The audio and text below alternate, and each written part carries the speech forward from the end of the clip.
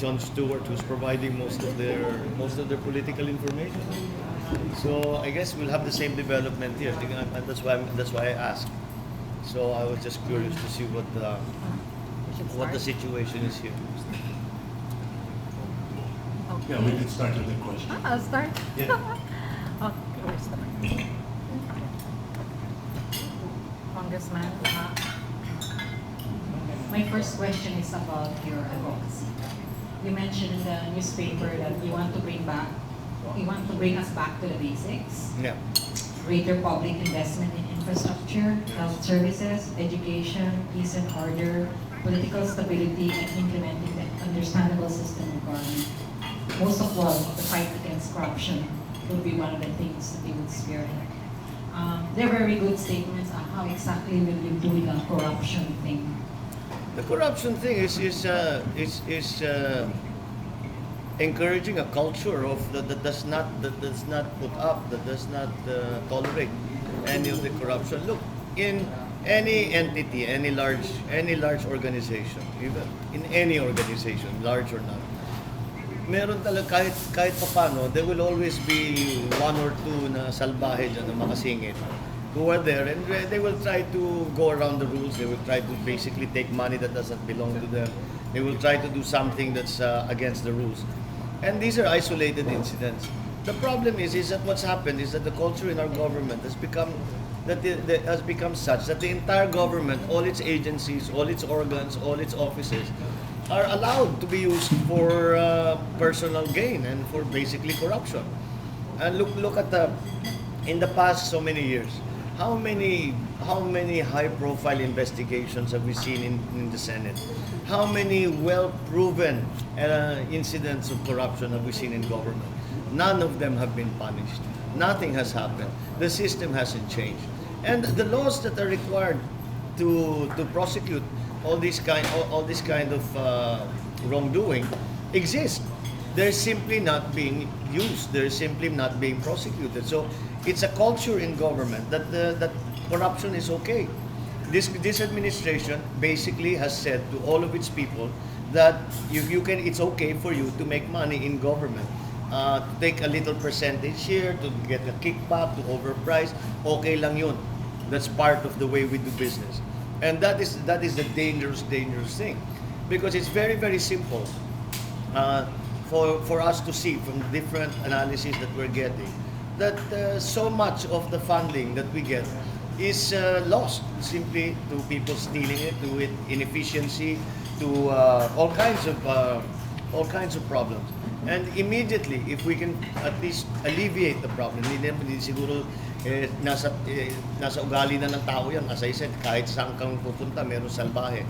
But kung man lang mapawasan at maging mas masigasig ang kultura ng pamahalaan, ng administrasyon, na hindi pinababayaan, hindi pinapalusot yung mga huling-huli ng nagnanakaw, then at least there is a deterrent, and we can get back to the real business of government, which is service to the people, not self-enrichment, not partisan politics, not personal political ambition. So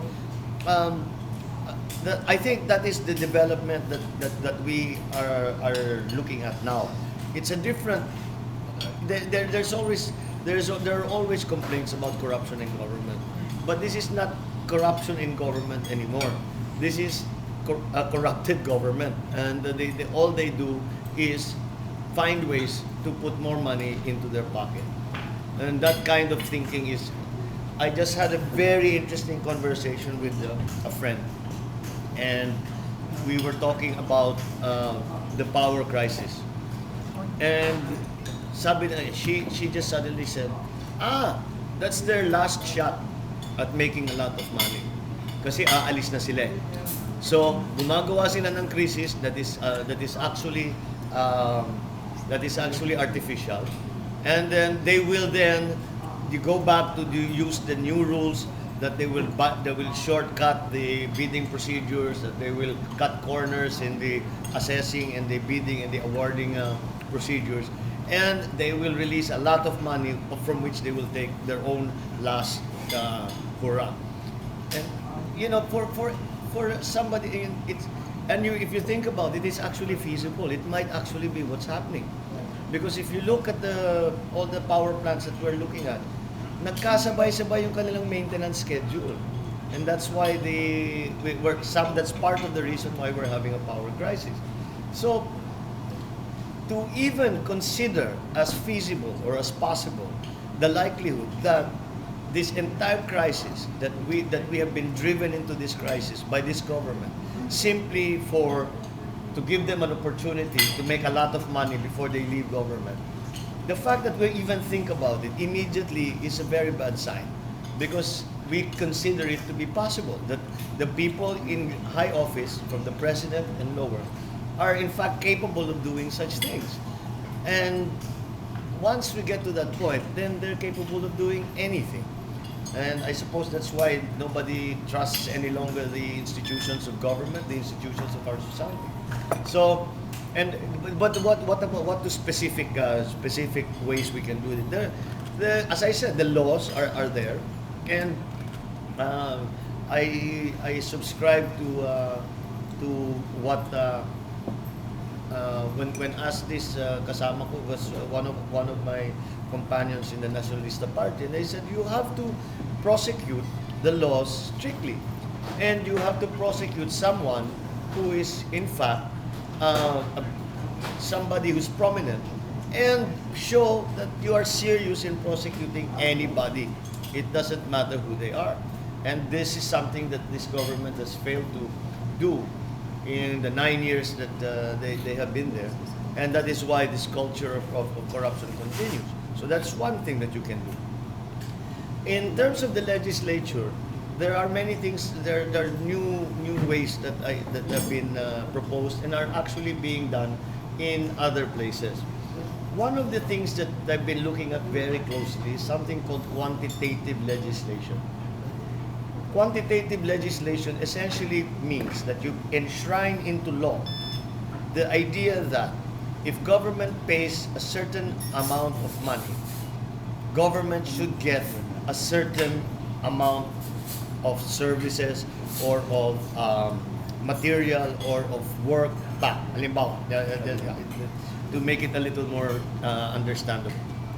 For example, if we say we will quantitatively legislate road building, so we will say we will, for X million pesos, we expect back from our contractor a road that is 8 meters wide, that the substrate is 8 inches thick, and it is this long, so many kilometers long. And that is very clear. For an X amount of money, this amount of road. And that will be enshrined into law. If the contractor cannot come up with that, let's say, nandaya siya sa pagkapal ng simento, or makitid yung kalsada, it's not 8 meters, it's only 4, it's only 5, it's whatever. Basta't nandaya yung kontratista, hindi siya mababayaran. Because by law, he has not fulfilled his part of the contract. You can do this to all forms of procurement. For so many school books, we spend a certain amount of money. The school books have to be of this quality, have to contain this amount of information. For equipment, we can only buy a bulldozer, can only be bought for this kind of money, not anything more, and hopefully even less. So this kind of quantitative legislation is one method that I can see that we can use, and it's being used in other countries quite successfully. Ang mahirap lang is at matrabaho, because you have to look at every single part of the procurement, and you know the government procures, well, you name it, the government procures it, and you have to look at the market prices of every single item. The other thing is these prices change on a regular basis, and lawmaking does not lend itself to immediate reaction. It takes time for the process to change the law, to amend the law, to make a new one, and so that's the difficulty there. But I think that for those items that are